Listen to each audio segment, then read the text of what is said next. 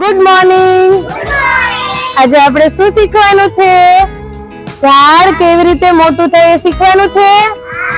આપણે બધા ઝાડ જોયા છે મોટા મોટા, એ સીધા મોટા ઝાડ હોય ન હોય ને?